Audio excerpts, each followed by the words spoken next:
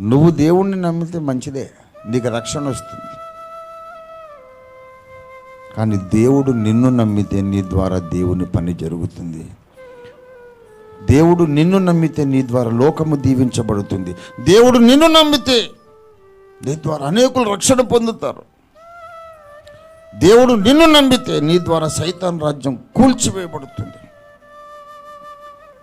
దేవుడు నిన్ను నమ్మితే నీ ద్వారా ఈ లోకం సత్యాన్ని తెలుసుకుంటుంది. చాలా విచారకరమైన విషయం ఏంటంటే, దేవుణ్ణి నమ్మిన వారు కోట్ల మంది ఉన్నారు, దేవుడు నమ్మగలిగిన వాళ్ళు వేళ్ల మీద లెక్క పెట్టేంతమంది ఉన్నారు.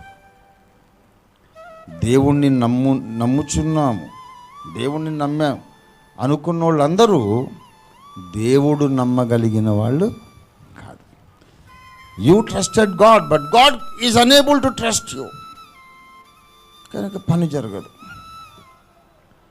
దేవుడు నమ్మాలి, మనము దేవుణ్ణి నమ్మాలి. ఇద్దరు ఒకరి మీద ఒకరు ఎంత రిస్క్ అయినా తీసుకునేటంత విశ్వాసం కలిగి ఉంటే అప్పుడు ప్రపంచమే ఆశీర్వదించబడుతుంది.